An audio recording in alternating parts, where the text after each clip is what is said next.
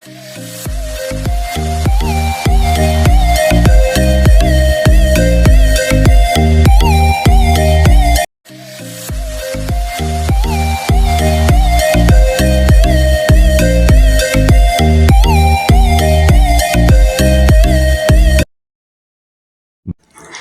બાળ દોસ્તો, કેમ છો?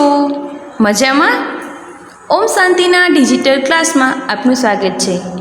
બાળ દોસ્તો, આજે આપણે ધોરણ 4 વિષય પર્યાવરણ આસપાસ, જેમાં આપણે પ્રકરણ 2 જેનું નામ છે કાનથી કાન, જે પ્રકરણ આજે આપણે ભણીશું.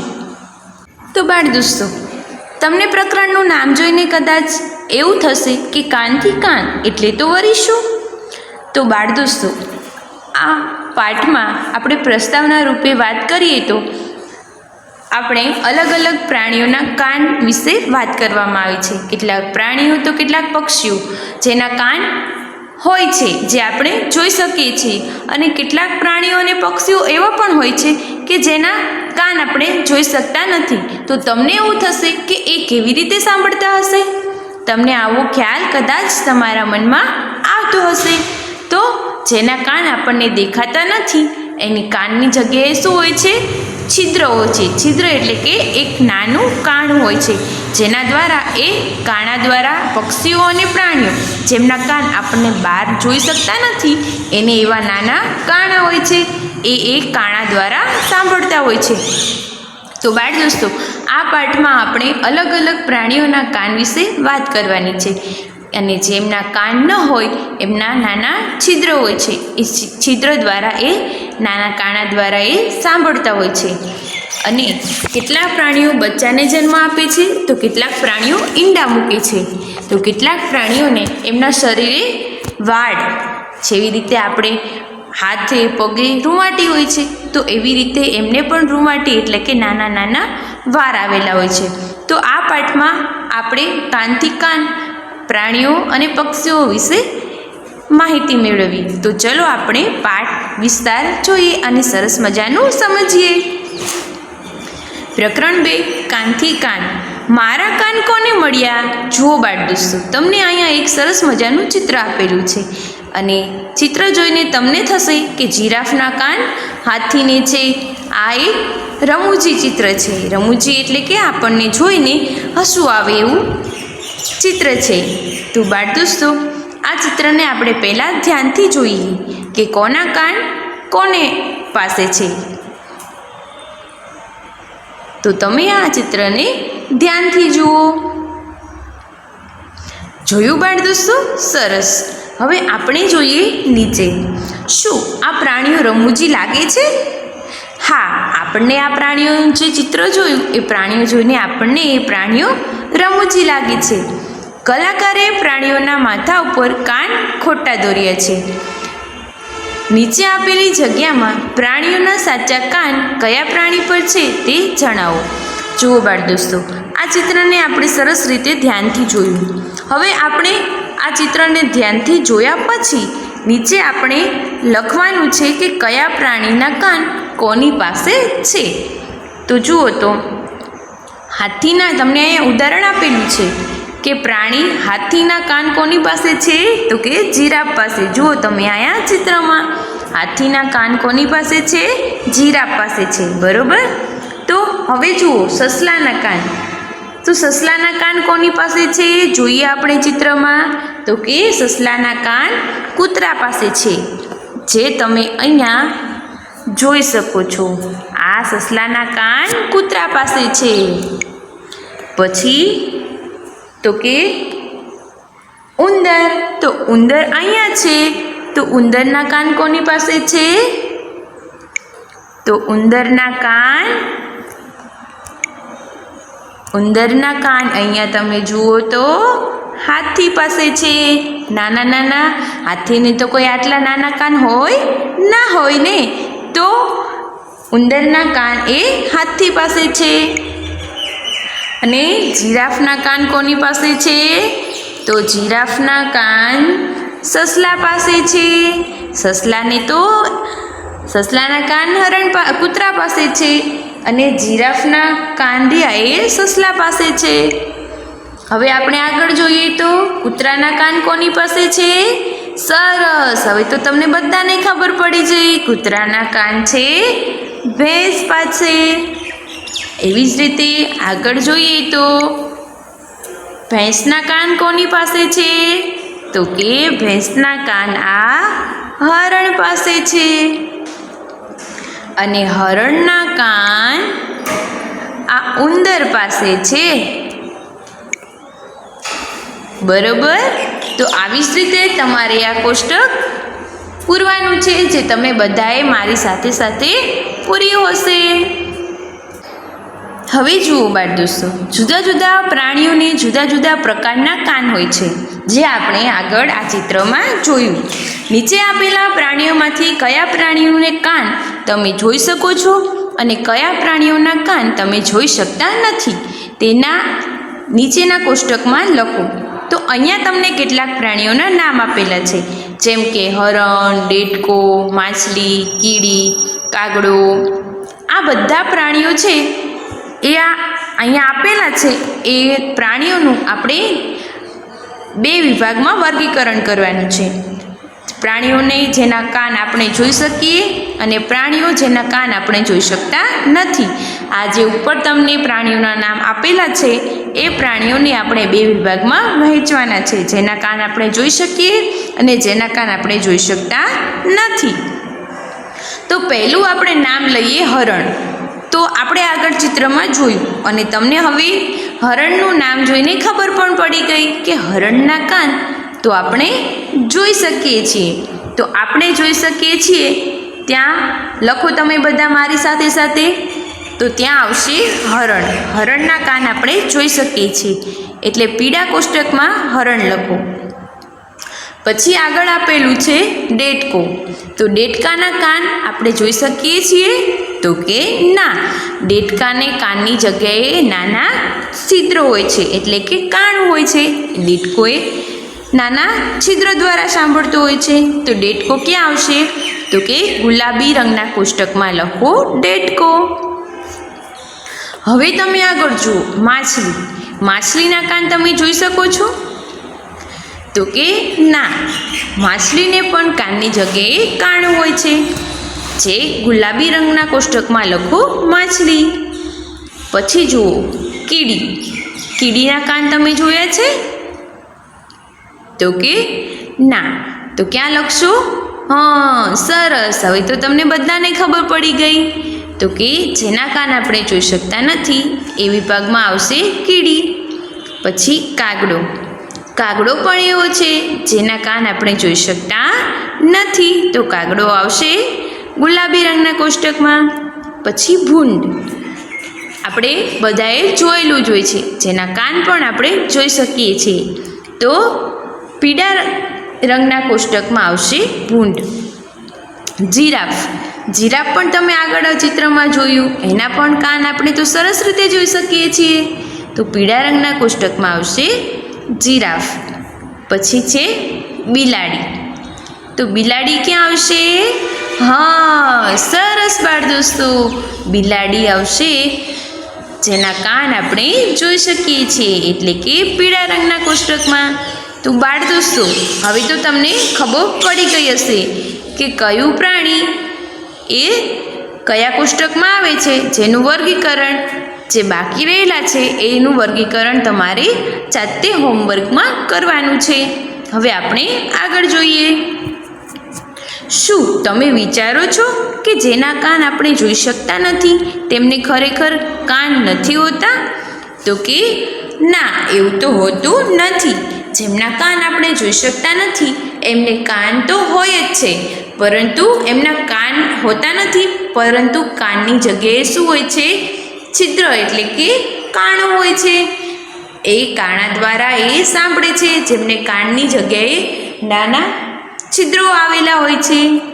ચાલો આપણે આ ચિત્રનું અવલોકન કરીએ. જુઓ, ચિત્રમાં આપેલા પ્રાણીઓના નામ કહો. તો હવે તમને ચિત્ર જોઈને તો આ બધા પ્રાણીઓને તમે ઓળખતા જશો.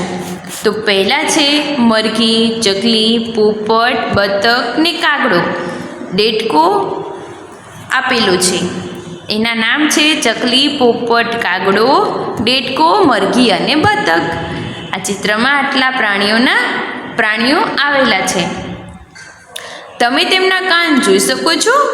આ જે પ્રાણીઓ છે એમના કાન આપણે જોઈ શકો છો? તો કે ના, આ જે પ્રાણીઓ છે એમના કાન જોઈ શકતા નથી.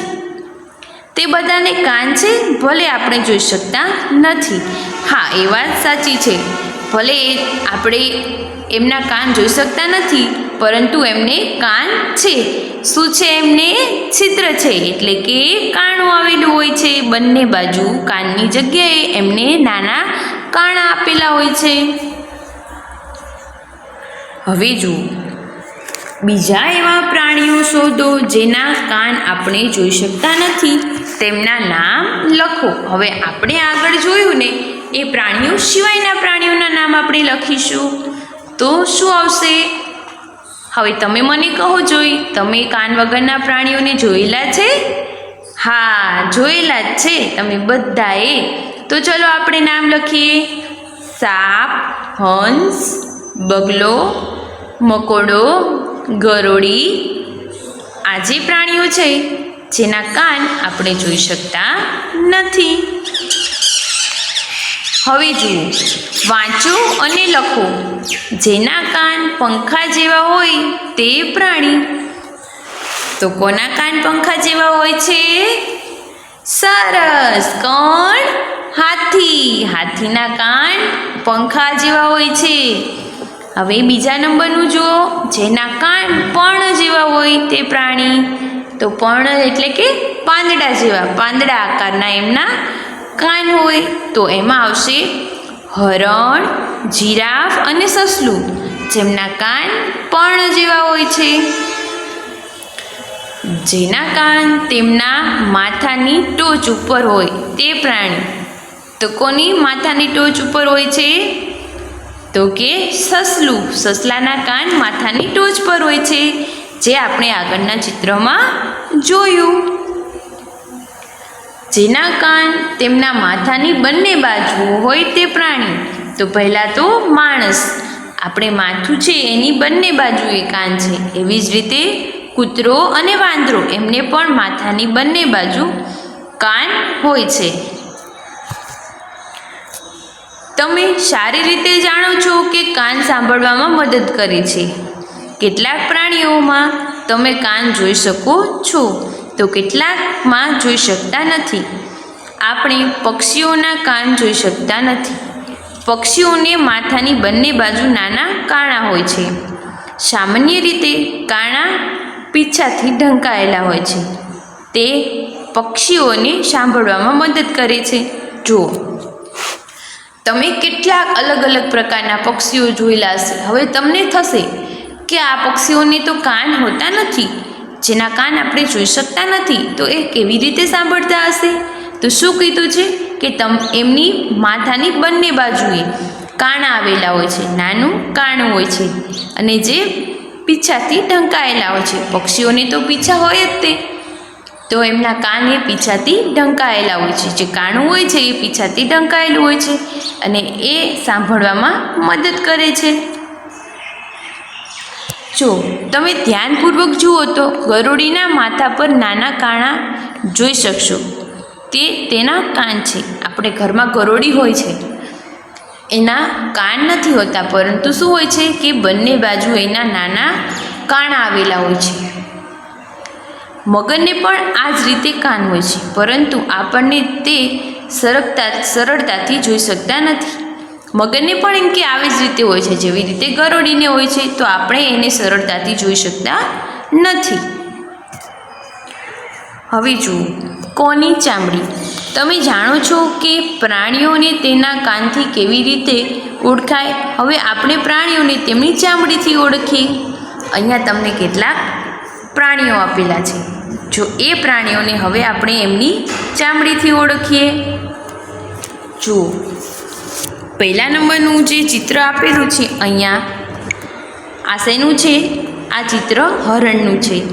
પછી બીજા નંબરનું તમને જે ચિત્ર આપેલું છે આ ખિસકોલીનું છે. પછી ત્રીજા નંબરનું ચિત્ર આ વાઘનું છે અને આ જે ચિત્ર છે એ ચિત્તાનું છે. અને છેલ્લે તમને આ જે બ્લેક રંગ કલરના જે પટ્ટા દેખાય છે એ ઝીબ્રા છે. તો બાળ દોસ્તો, અને અહીંયા તમને જે નીચે દેખાય છે આ એક ઘોડો છે. જ્યાં તમને સ્ક્રીન પર ટપકું દેખાય છે એ ઘોડાનું ચિત્ર છે.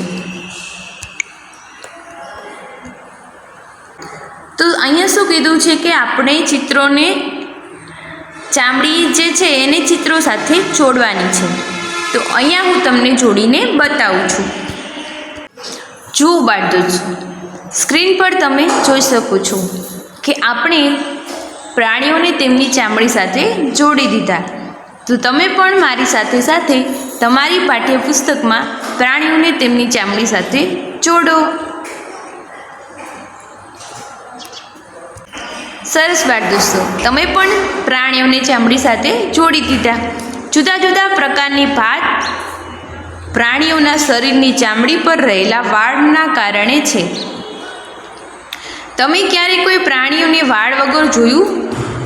અનુમાન કરો કે પ્રાણીઓ ચામડી પર વાળ ન હોત તો કેવા લાગત? કોઈ ભાત કે રંગ નહીં.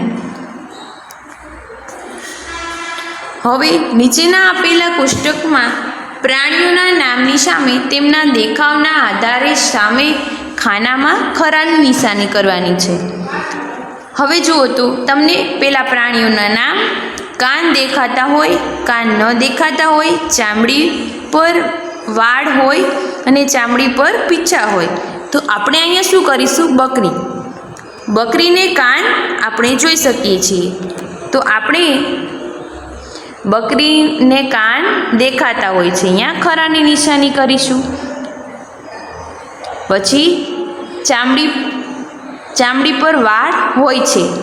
બકરી તો તમે બધાએ જોયેલી જ હશે. તો એની ચામડી પર વાળ હોય છે, એમાં આપણે ખરાની નિશાની કરીશું.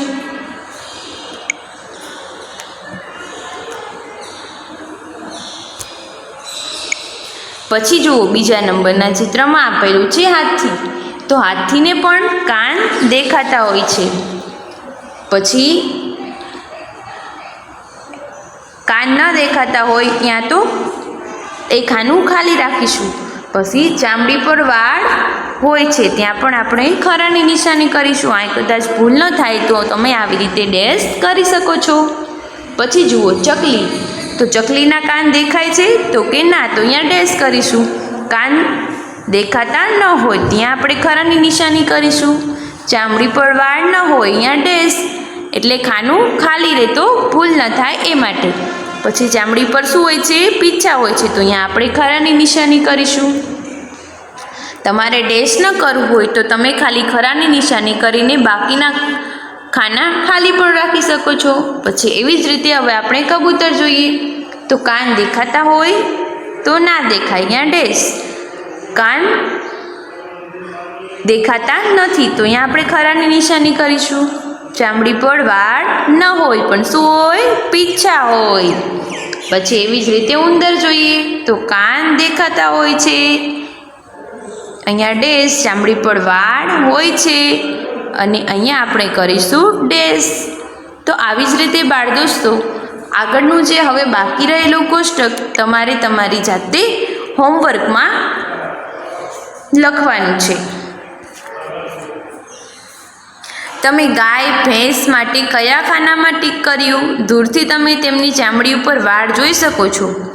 તેમના કોઈ એકની નજીક જવાનો પ્રયત્ન કરો. શું તમે વાળ જોઈ શકો છો? તો કે હા. જો તમને હાથી મળે તો તેને અડગવાનું સાહસ તમારામાં છે? શું તમે જાણો છો કે હાથીને પણ તેની ચામડી પર વાળ હોય છે? શું તમને કહી શકો કે કોષ્ટકમાં બતાવેલ કયા પ્રાણીઓ ઈંડા આપે છે? તેમને શોધીને તેમના લીલા કોષ્ટકમાં લખવાના છે. કયા પ્રાણીઓ ઈંડા આપે છે અને કયા પ્રાણીઓ બચ્ચાને જન્મ આપે છે. તો તમને અહીંયા 2 કોષ્ટક આપેલા છે. આપણે જે આગળના કોષ્ટકમાં ખરાની નિશાની કરી એ કોષ્ટકમાંથી વર્ગીકરણ આપણે બચ્ચાને જન્મ આપતા હોય એવા અને જે ઈંડા મૂકતા હોય એવા એનું કોષ્ટકમાં આપણે વર્ગીકરણ કરીને લખવાનું છે. તો પહેલાં તો આપણે જોઈએ કે બચ્ચાને જન્મ આપે એવા પ્રાણીઓ, જેમાં આવશે બકરી, હાથી, ઉંદર, બિલાડી, ભૂંડ, ઊંટ અને ગાય. આ બધા પ્રાણીઓ કેવા છે? જે બચ્ચાને જન્મ આપે છે. અને જે ઈંડા મૂકતા હોય એવા પ્રાણીઓ તો ચકલી, કબૂતર, બતક, કાગડો, મોર, મરઘી, ગરોળી અને ડેડકું. આ બધા પ્રાણીઓ એવા છે જે ઈંડા મૂકે છે. તો એનું વર્ગીકરણ તમારે મારી સાથે સાથે તમે બધાએ લખ્યું હશે. આગળના પુસ્તકમાં કોષ્ટકને ફરી જુઓ. લીલા રંગના કોષ્ટકમાં પ્રાણીઓના નામની નીચે રેખા દોરો.